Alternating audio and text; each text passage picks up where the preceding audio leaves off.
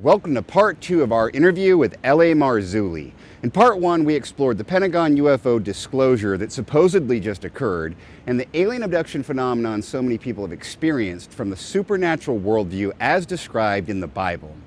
So now we're going to look at anything that could prove that this supernatural worldview of the Bible is indeed the correct interpretation of this phenomenon going on all around the world. To do this, we are going to look at hard evidence that could prove that elongated skulls that L.A. Marzulli and his team have investigated in his ongoing series On the Trail of the Nephilim are in fact not human, but from an ancient race of giants referred to in the Bible as the Nephilim.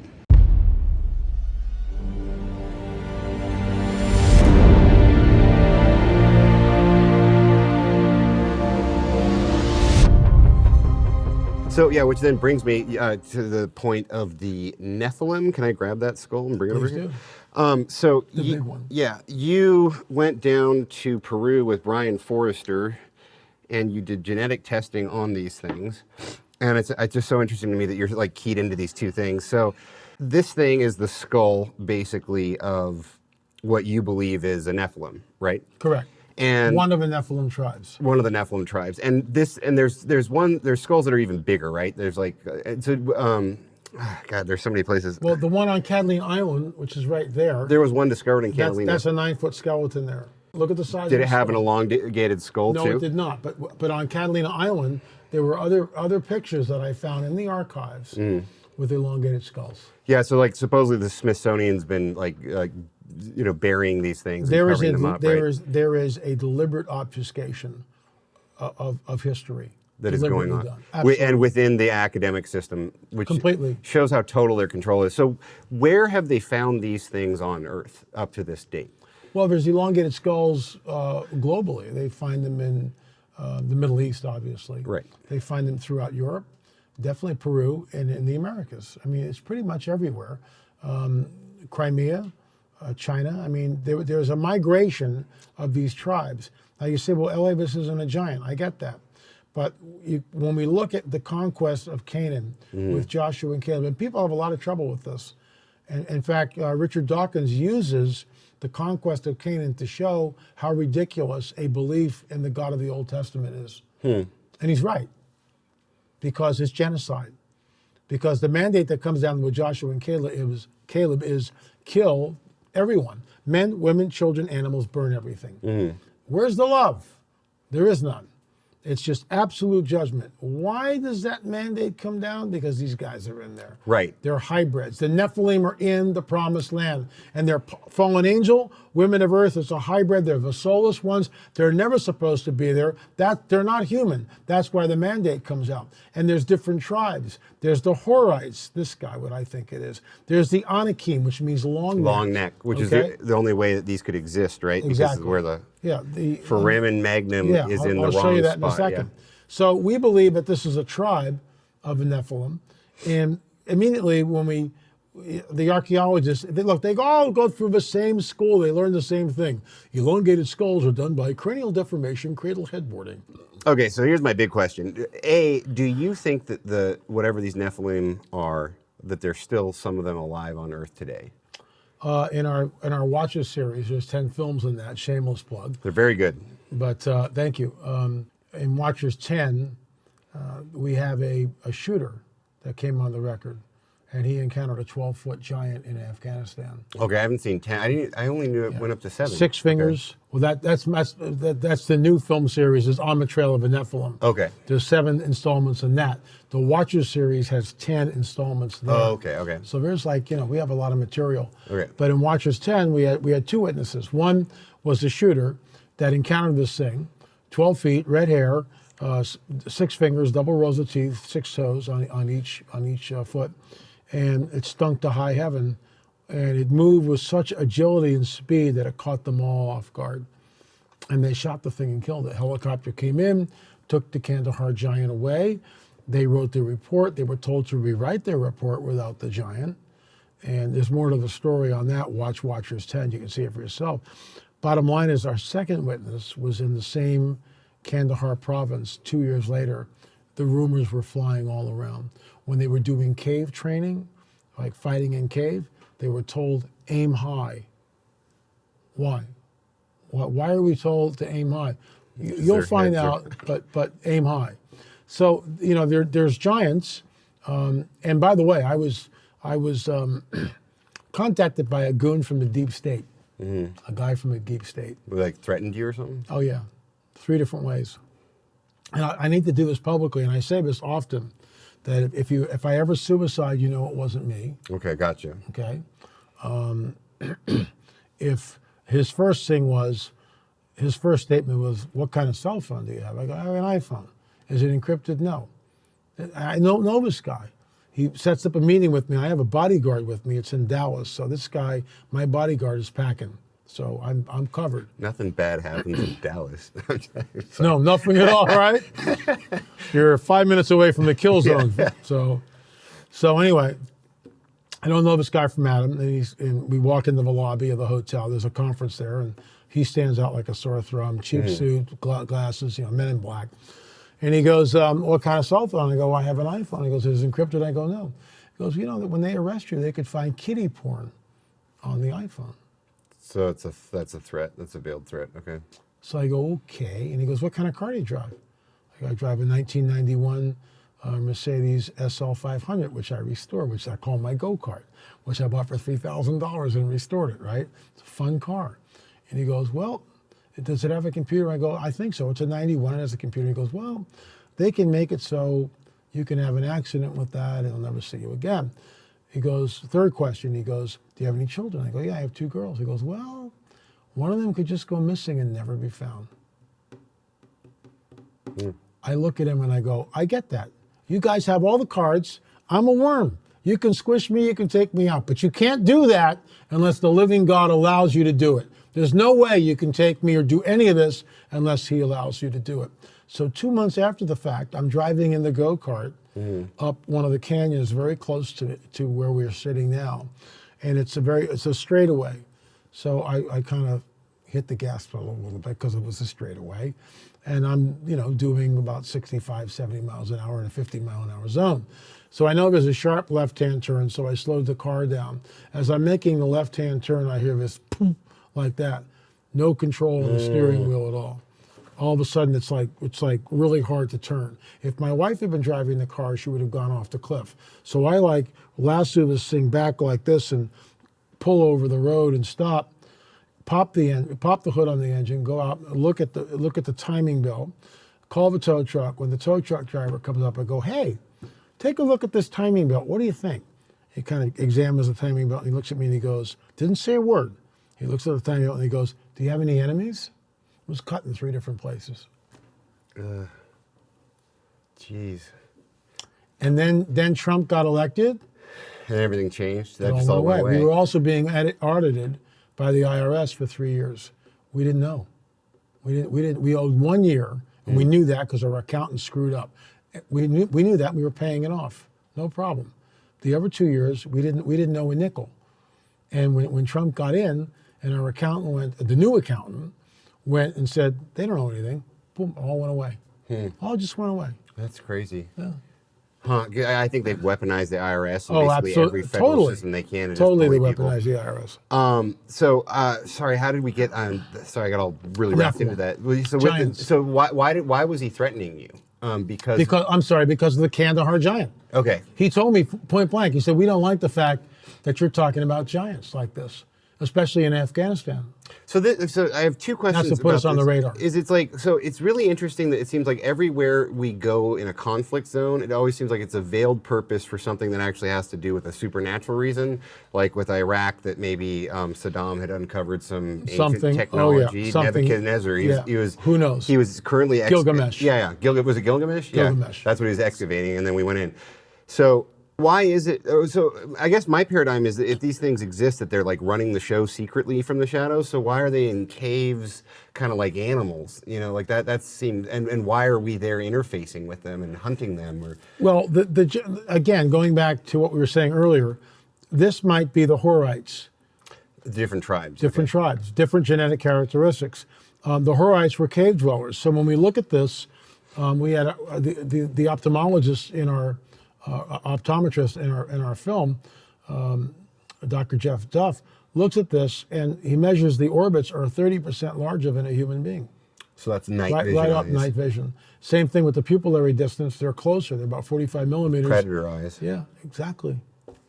Well, it makes me so cave dwelling. No sagittal suture. Yeah. What are the main differences on this skull? No from a human sagittal skull? suture. So the plates are different. The plates are different. Than human plates. Yeah, okay. you should have a suture here. This is a suture.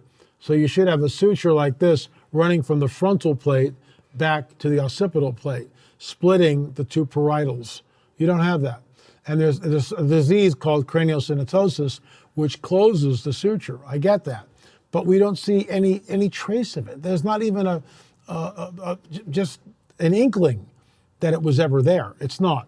So you've got this enormous frontal plate here, no sagittal suture here, 30% larger eyes, huge zygomatic arch, which is right. It's a better one. Well, that side's broken, but you can see it here. Huge zygomatic arch. The whole skull is robust. But this is the work of our good friend Rick Woodward, who's part of our team. So Rick, we sent him all the skulls, all the pictures, and he wrote a report.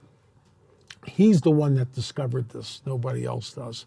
So right here, this is the foramen magnum right here. It's the brain hole. It's where your spinal column goes in and attaches to your head.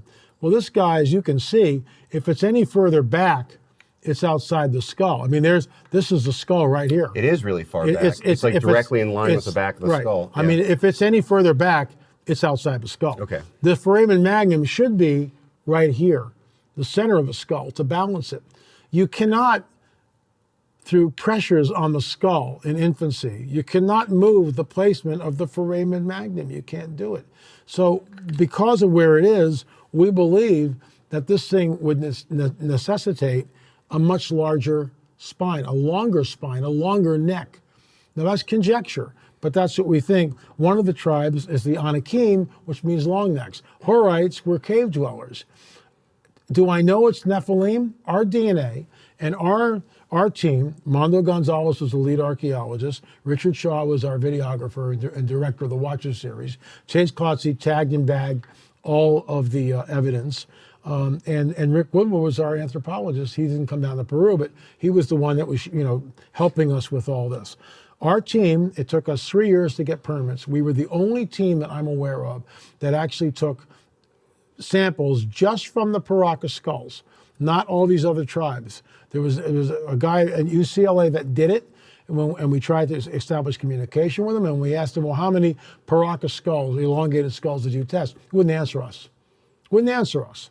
So welcome to academia. And, it's unfortunate. In fact, right now, we can't get anything tested because labs won't touch us. The Canadian lab will touch us, but no lab in the United States will touch us. We took 58 samples from 18 skulls, 9 from the ICA Museum, 9 from Senior Juan's Paracas History Museum. Out of the 58 samples, about 28 samples sequenced, so not everything did. Out of the ones that sequenced, we found many of them that had ties to the Middle East and Eastern Europe. That changes history. Is that just on the mitochondrial side? We never were able to get nuclear DNA. And is that like from the father, or is That's that from the maternal side, the mother's side? So okay, and is this an overly simplistic view that when you hear about how the Watchers came into the daughters of women, that means that there is human female DNA in these things? Exactly. But and the reason you're not getting a return on the male side because is it's the male unknown. Side is unknown. And it's not compatible with unknown human primate, DNA. right? So this thing then would be the skull of a hybrid of whatever a Watcher was. And what's amazing is we show the evidence. Okay. No one will get near it. There's no peer review because they don't want to review it. But all they say is, "Oh, it must be contaminated." That's the fallback. Well, if it was contaminated, then you'd have my nuclear DNA. Right. You'd have nuclear DNA, but there's there's none. You'd see L.A. Marzulli's DNA. Why is it that the baby skull, which is right there, and you can see it right behind you, it was wrapped up in mummy wrappings. All right. Is that red hair? That's red hair. Ginger? What's that doing in Peru, right? Yeah. So look at the eyes, look at the orbits, 30% larger, easily. Those are way big. That's not human. We're looking at a hybrid entity there. We did the DNA testing on that. It came back U2E1, which is Eastern Europe. We had it tested in 3 different labs. 3 different labs, it all came back the same. And that was fresh DNA material. If it had been contaminated, then why didn't we get nuclear DNA? So, okay, what the ramifications of what you're saying, let me just make sure I'm absorbing this correctly, is essentially that there is a parallel species to humans on the Earth that has lived on the Earth. We have evidence of them that is sort of half human but half something else. And it seems more predatory from the evidence. And then that there's evidence from eyewitnesses that they might still be on Earth and that their existence is being deliberately covered up. Would you say that's all correct? I would say that's very correct, yeah. And exactly. then this skull, the main thing about it is that it is larger than our skull. So how much more brain volume? It's about, according to what we've looked at, it's about 25 to 30% larger brain. Now, I think you mentioned in your movie, one of them, The Watchers. The Watchers. No, I think it was On the Trail of the Nephilim, like 6 or 7. It was that, like, there's the Chonga skull. It's like the biggest one. Yeah. How was that significantly larger than this? It's very, very large. It's actually, I think I have it over there if you want to look at it later, but I could send you a JPEG of it. It's huge. So is that more than 20%, 30%? It's probably about the same. We don't know. We weren't able to do any testing on it. But what we did do is we rolled it over. Again, we're the first crew that's ever done that. We rolled it over, look at the foramen magnum. When you hear me in the film go, oh my God, it's all the way in the back. The foramen magnum, if it's any further back, it's outside the skull. You can't move the foramen magnum through cranial deformation. Right. That thing's in place in the womb, in vitro. That's where it is. So we're looking at something, and we've got medical doctor after medical doctor, surgeons, optometrists, chiropractors. I mean, all these different people look at this and they go, it's got to be genetic. I think that you have basically crossed off every possible avenue of evidence that would contradict it being, actually human and just like malformed. Yeah. And then what gets me is then we look at Egypt and they have the bust of like Akhenaten. It's all there, Nefertiti. Screaming at us. Why? Yeah. Why is it there? Well, and the big thing too is when you're talking about all these necks, they had these really long curved necks as well. So it just seems like that we're actually just looking at artist renderings of these things in the past. So then here's my question is, you mentioned that like the obelisk, we were talking off camera, the obelisk in the Vatican is like, basically was cut, what did you say, rose granite? Pink granite. Pink granite. And it came from the Neolithic era when you couldn't actually even have had it cut so perfectly, so that you think it's like remnants of technology they had. Do you believe these things had high technology? Oh, absolutely. And so were these the creatures that had high technology in the Bible? And they took the technology with them. When you go down to a place like Sacsayhuaman in Peru, and you see these megalithic stones, which are larger than the wall behind us. I mean, huge stones weighing 80, 100 tons each. And they're put together seamlessly. Well, the modern day archaeologists insist that the Inca were master stone builders. It's nonsense. Yeah. It's total nonsense. These were master stone builders. Yeah, I mean, they can't. Okay. There's no way. They have copper chisels. This is andesite. You can't cut andesite with a copper chisel. It looks like laser cut, essentially. Something is going on here. There's technology that is there, which is unknown to us, completely unknown to us. So again, there's a hidden history which has been deliberately obfuscated from the peoples of the world because, in my opinion, it points to the veracity of a supernatural worldview. It points to a supernatural entities interfacing with us, creating these edifices, and it's global. That's why we're on the trail of the Nephilim in the series. Right, and so maybe these half-breeds are thus like their foothold on Earth, their emissaries to carry out their bidding in the physical realm. I mean, is that perhaps the way they want to be worshipped? Yeah. And they set up shop. This is conjecture. They set up shop in places like Gozo, Sacsayhuaman, different places, Corral in Peru, another place, Salem, New Hampshire, America's Stonehenge. They set up shop. They are worshipped. All right, the Great Circle Mountain, the Octagon Mountain. Now I realize I'm saying that, and immediately archaeologists will go, "Oh no, Native Americans built all this. They just forgot that they had done so."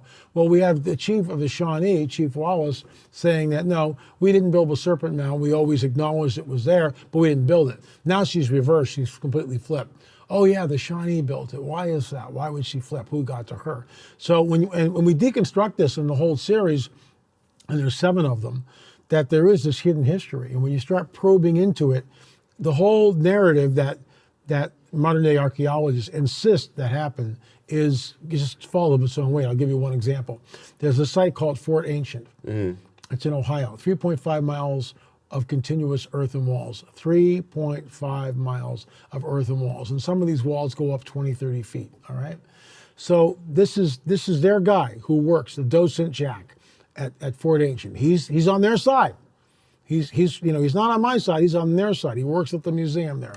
So he goes, what is 3.5 miles of earthen walls if we deconstruct them? What does that look like, and why should we care? And remember, all these 3.5 earthen walls were made with clamshell hose, the shoulder bones of deer, primitive stone tools, and they haul the dirt one basketful at a time. Okay, that's the paradigm that they repeat over and over and over again. So then he says something interesting. We've calculated the amount of earth here, and if you were to deconstruct all 3.5 miles of continuous earthen walls and put them in dump trucks and park the dump trucks end to end, any guess how long it is? Oh, it wraps around the earth or something like that. No, that would be insane. But it's 200 miles of dump trucks end to end. That's insane. Yeah, 200 miles of dump trucks end to end. And what that shows us is you're trying to tell us that Native Americans did this and then compacted it. They never even talk about the compaction aspect of it. Native Americans have nothing to do with this stuff. This is done by another culture who comes in, just like, look, the Octagon Mound, which is part of a Newark Earthworks, is built on an 18-and-a-half-year metonic cycle, 18-and-a-half-year lunar cycle. So you and I fall to Earth 4,000 years ago. We look up, we see the moon. Hey, it's moving. Wow, let's track it. Okay, we will. So we go out, we put a couple of stakes in the ground. Right. We sight the moon, make a couple of notches. Over here where it sets, make a couple of notches. Next night we go out, it moved. Another stake, make some notches, and we're trying to figure all this out. Well, after 20 days, we think we're doing pretty good. We can see that this thing is definitely moving around. But day 21, a 5-day storm comes in, obliterates everything. The sticks fall over because it rained too much. Can't see the moon. We got to start all over again. Point I'm trying to make is, how would you know where you were in the metonic cycle? You wouldn't. If you start tracking it, are you in year 2, year 5, year 8? You have no idea. You have no idea it's 18-and-a-half years. And the Book of Enoch, pseudepigraphical book, we can appreciate its historicity. Jude quotes from it, so let's just go there. It's not part of our canon. Jude says one of the fallen angels that came down by the name of Sariel was the one that handed us all this information about equinoxes, solstices, and the lunar 18-and-a-half-year metonic. It was given to us. Can we do it today? Of course we can. We have the technology. Native Americans had no geometry. So the Octagon Mound is an 8-sided octagon, but it's an irregular octagon. 2 of the sides are longer than the other 6. So here's the deal. That ancient octagon construct envelops 50 acres of land. When you're standing in it, you have no idea what this thing is. You got to be in the air to see that it's an octagon. That's geometry. If I gave you a piece of paper and pencil and a ruler and said, draw an octagon, without a ruler, just draw an octagon. How are you going to do that? And how are you going to make it so it looks all sides are equal? How are you going to get your angles right? I could do it, but most people couldn't. No, I'm just kidding. You need a ruler, Yeah. a protractor, and a compass to do that. Well, that's one thing on paper, but now in a regular octagon that encompasses 50 acres of earth, Right. and we're supposed to believe Native Americans did this, Right. well, then where's the geometry? If they had the geometry, then why didn't it pass down? So the great lie, it was promulgated by Cyrus Thomas because people in the 19th century were actually thinking about these things. Yeah, it did seem like at the turn of the century, people were going into the South Americas. What's going on? Yeah. Scratching their heads like, wait a minute, maybe it's the lost tribes of Israel. They're not sure what they're looking at here. Cyrus Thomas goes, nope, this is what happened. Native Americans built everything, they just forgot that they had done so. That's taught in our schools. So when your boy or girl wants to become an archaeologist, just remember that Cyrus Thomas will tell them that's year 1. That's what happened. Native Americans built everything, they just forgot that they had done so. Well, that seems like all of academia is basically just like sort of like a propaganda dissemination Echo chamber machine to basically obscure that these things once existed, that there was a planetary, it seems like, civilization of high technology. Yeah. They had like the serpent symbolism for some Everywhere. reason. And is the serpent just like DNA, or is it serpent like the enemy serpent? The dragon serpent. Yeah, that's what I think. Always. And that it had this high technology that then it collapsed from the flood or whatever. Right, the flood. And then cultures that existed that survived afterwards came and they put their own, because they saw, well, this must be an important site. And they built on it. And they built on top of Exactly. it. Like in Baalbek, you know, where you have those gigantic stones, one's even like... Largest stones on the earth. Coming out of the granite, like in whatever... Stone of the pregnant woman. Whatever process they used technologically. And then they built, like, you know, I think it was... who was it? The Greeks. They built a temple on it. Greece came in, and the Romans after. Yeah, and so then now I feel like historians, if you go to any university, will be like, oh, that's a Roman temple, and it's like Nonsense. that has 200-ton granite blocks underneath it. Like It's 1,400 tons. 1,400. 1,400 tons. I mean, it's still a lot. I'm sorry, I didn't mean to exaggerate. No, but no, but it's huge. I mean, it's just unbelievable. And it's like, I mean, there was no Greek like architect that's like, No. well, we really need a strong foundation here. We're gonna pack that sand in. Yeah. They did it because they could do it. That's why. They're not. It's not some sort of Herculean effort. They're just doing it because they can do it. Because the technology, levitation, molding the stones, however they do it, and they took the technology with them, which is why when they return, right? And this is promulgated every Friday on the Ancient Alien series, moving back to the whole UFO thing. Yeah, where'd they go? Yeah. This is it. Will they come back? And this is, we built all this. And they're right, they did build all this. So that because when I used to read the Bible with my ex, she would always point out that it seems like that back, you know, in the like dawn of the Bible, that the veil between the realms seemed like there was a crossover, thinner. Yeah, crossover, right. And so, are you saying that basically you perceive now from all that's going on that the veil is going to get thinner once again? I think it already is. I think it's why we're seeing UFO sightings through the roof. There's a couple of reasons for this, and I wrote about this in the book Disclosure. All right, there's the film, but you can also get the book. There are now over 2 billion abortions worldwide.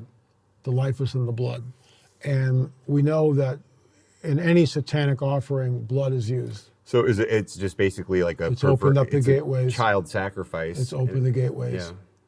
So you think they've been using it as a collective like ritual? Absolutely, all day long. So gross. Absolutely, all day long. That's what it is. And they've deceived people into just participating into it. It's a woman's right to choose. Oh, really? Yeah, I mean, choosing, but they don't know what they're choosing. That's the you know, you repeat the lie over and over and over again, and then people just believe it. Okay. So your kids are indoctrinated when they go to school. They're not taught anything. They're indoctrinated. That's what they are. All right. So I would highly suggest you check out all of L.A. Marzulli's films. You can see all of them on his website, lamarzulli.net. And where else can we catch them? Streaming.lamarzulli.net is another place. Streaming.lamarzulli.net. Okay, cool. Download them all. Yeah. Binge watch them. Yeah, binge watch them. I feel like he's really on the beat of the pulse of what's going on the planet right now. I really appreciate you being on. Thank you. God bless you. Thanks for sharing all the information. And remember, always think for yourself.